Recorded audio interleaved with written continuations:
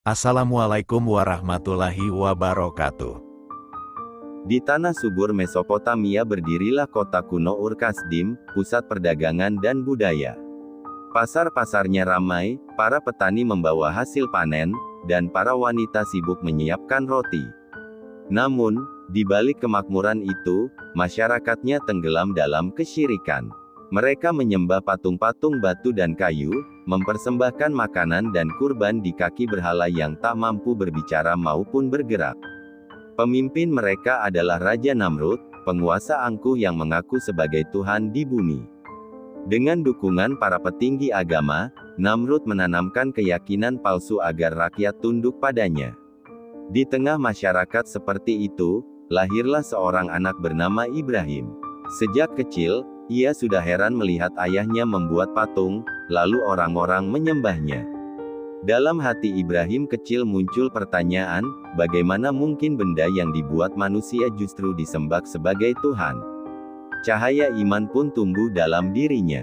Ibrahim sadar bahwa apa yang dilakukan kaumnya adalah salah, dan sejak kecil ia mulai mencari Tuhan yang sebenarnya, sosok yang tidak bergantung pada makhluk, tapi justru menciptakan seluruh alam semesta. Sejak kecil, Ibrahim menyaksikan ayahnya membuat patung lalu orang-orang menyembahnya. Hatinya menolak, dan dengan penuh hormat namun tegas ia menegur ayahnya, "Wahai ayahku, mengapa engkau menyembah sesuatu yang tidak mendengar, tidak melihat, dan tidak dapat menolongmu sedikit pun?" Namun ayahnya justru marah dan menolak, menganggap berhala sebagai tradisi leluhur yang tak boleh diganggu-gugat. Meski ditentang, Ibrahim tetap teguh. Ia sadar bahwa kebenaran bukanlah mengikuti tradisi buta, melainkan menyembah Tuhan yang sesungguhnya, pencipta langit dan bumi. Dari sejak muda, ia sudah berani menantang arus besar kesyirikan yang meliputi kaumnya sendiri. Bagi masyarakat Ur-Kasdim, berhala adalah Tuhan yang Maha Kuasa, sesuatu yang harus ditakuti, dihormati, dan disembah agar hidup mereka mendapat keberkahan. Mereka rela mempersembahkan makanan, hasil panen, bahkan doa-doa penuh harap di kaki patung-patung itu. Namun bagi Raja Namrud, berhala hanyalah alat. Ia tahu keyakinan rakyat pada patung-patung itu bisa dimanfaatkan untuk menguatkan kekuasaannya.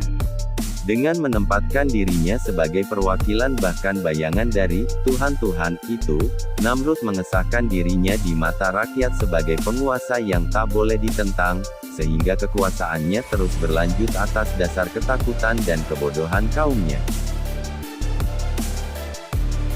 Kondisi itu terus berlanjut dari tahun ke tahun. Kaum Ur-Kasdim tetap tenggelam dalam penyembahan berhala, sementara Ibrahim tumbuh menjadi seorang pemuda yang semakin teguh dalam keyakinan akan Tuhan yang Maha Esa. Hatinya penuh rasa sakit setiap kali melihat kaumnya menundukkan diri pada batu yang mereka buat dengan tangan mereka sendiri. Hingga tibalah suatu masa ketika ia menyaksikan mereka mengadakan ritual besar-besaran untuk menghormati berhala-berhala itu. Api kurban dinyalakan, makanan dipersembahkan, doa-doa dipanjatkan, dan seluruh kota larut dalam upacara syirik yang membutakan hati. Setelah selesai, orang-orang kembali ke rumah masing-masing, meninggalkan kuil yang kini sunyi. Saat itulah, rasa geram dan semangat iman mendorong Ibrahim untuk bertindak. Dengan sebuah palu besar di tangannya, ia mendekati patung-patung berhala kecil satu persatu dan menghancurkannya hingga berkeping-keping. Suara batu retak bergema di ruangan, pecahan patung berserakan di lantai. Hanya satu yang dibiarkan utuh, berhala terbesar yang duduk megah di tengah kuil. Sebagai tanda sindiran dan bukti hujahnya, Ibrahim kemudian meletakkan palu itu di pangkuan berhala besar tersebut, seolah-olah dialah yang menghancurkan patung-patung lain. Pagi itu, beberapa orang dari kaum Ur-Kasdim memasuki kuil mereka seperti biasa untuk memberi persembahan. Namun begitu masuk, mereka terperanjat. Patung-patung berhala kecil yang selama ini mereka sembah telah hancur berkeping-keping di lantai. Pecahan batu dan kayu berserakan, sementara hanya satu patung besar yang masih berdiri utuh dengan sebuah palu tergeletak di pangkuannya. Mereka saling berpandangan, wajah-wajah mereka dipenuhi kebingungan. Ada yang berbisik, Ada pula yang keras bertanya, siapa yang berani melakukan ini terhadap Tuhan-Tuhan kita? Tak lama kemudian, Raja Namrud datang bersama para pengawalnya. Dengan wajah murka, ia berdiri di tengah kerumunan, menyaksikan sendiri berhala-berhala yang hancur. Suasana semakin tegang. Di antara kaum itu, seseorang berkata lantang, kami mendengar seorang pemuda yang selalu mencela Tuhan-Tuhan kita. Namanya Ibrahim. Mendengar itu, Namrud segera memerintahkan, bawa dia ke hadapanku. Tak lama, Ibrahim pun dibawa ke hadapan raja dan seluruh kaumnya yang berkumpul di kuil. Dengan tenang, ia berdiri tegap, wajahnya bersinar penuh keyakinan. Namrud menatap tajam, lalu bertanya dengan suara keras, apakah engkau yang melakukan ini terhadap Tuhan-Tuhan kami, wahai Ibrahim?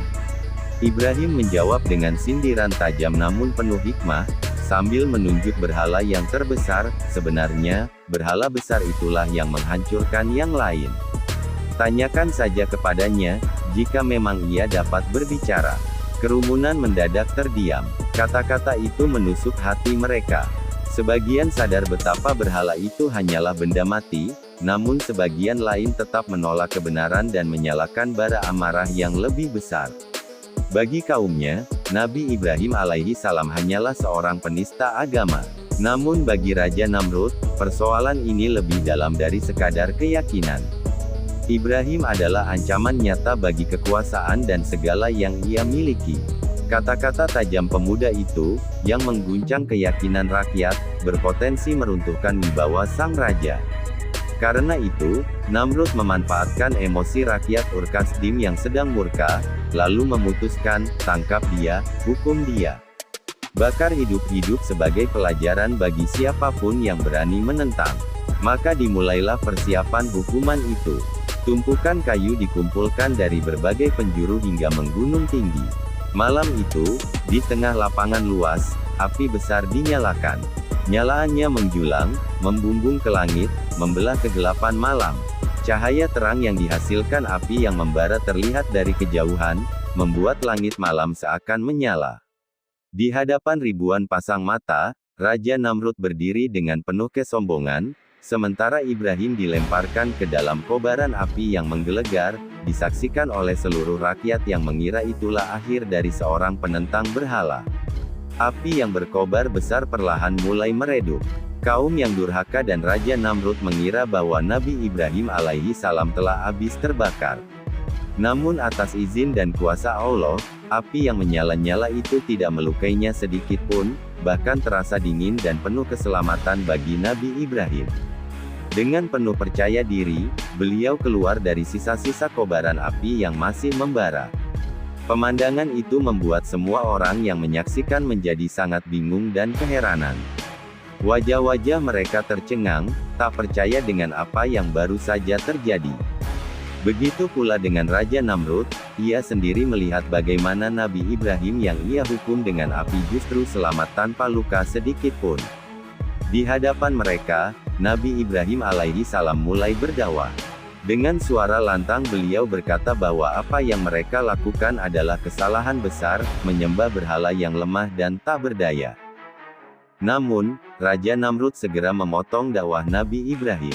Dengan kesombongan, ia berkata, lihatlah kekuasaanku.